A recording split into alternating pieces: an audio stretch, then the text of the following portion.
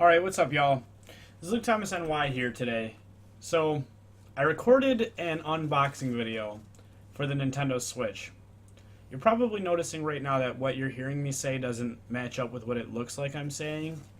That's because when I recorded the video unboxing, I forgot to check to make sure that the audio was working. And, like an idiot, I recorded a whole unboxing video with no audio. But I decided to re-record the video with my voice dubbed over it and give you guys like a rundown of what I was thinking and feeling at the time when I was originally unboxing this. So here we go with the initial first look inside of the box. You got the tablet, you got the Joy-Cons. My initial reaction to the Joy-Cons was that they were a lot smaller than I expected them to be.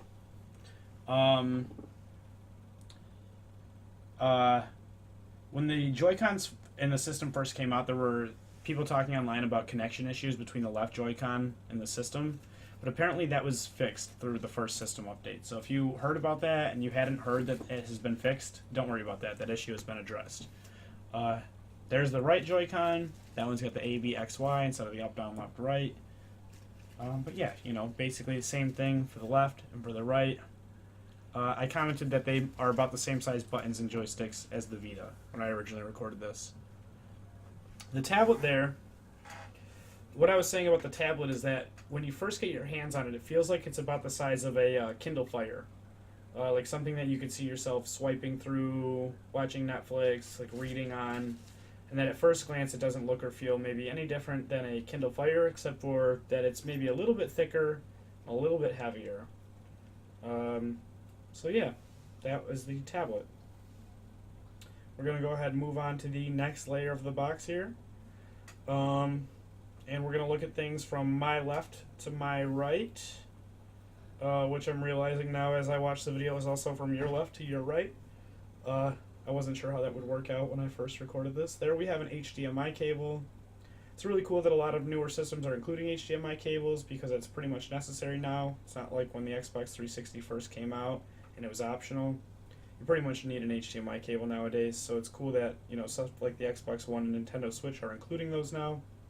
Next, you've got your USB Type-C power cable. For anybody who's not familiar with USB Type-C is very similar to micro USB. It's very flat and thin and universal, but it can do a lot more than micro USB. I was flipping it over to show that it's universal or reversible, that you can plug it in this way or that way. Next, we're going to move on from the cables to the Joy-Con accessories. So here you got your Joy-Con paddle grip thingy. I don't even know what you call that, but that's the thing you slide the Joy-Cons down into.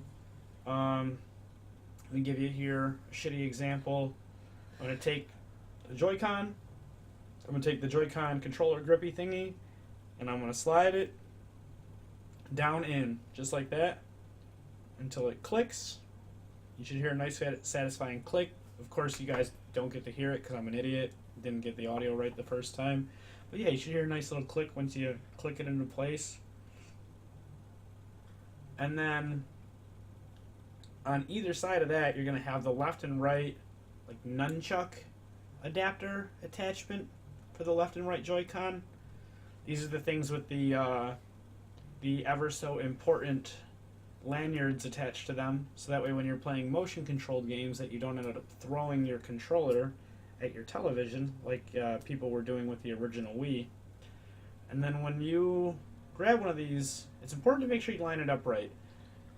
When I made this video, the first time I connected this, I actually did it very wrong, and I guess I just didn't realize what I was doing, and I was kind of rushing it together. You can see there it's snapped into place, but it's not lined up properly, and I was having a hard time unclipping it. I didn't want to spend too much time trying to unclip it because I didn't want to look like an idiot on video, but yeah, that's what's going on there. And then next we have the dock. Last but not least, creme de la creme, piece de la resistance. And the dock is pretty interesting.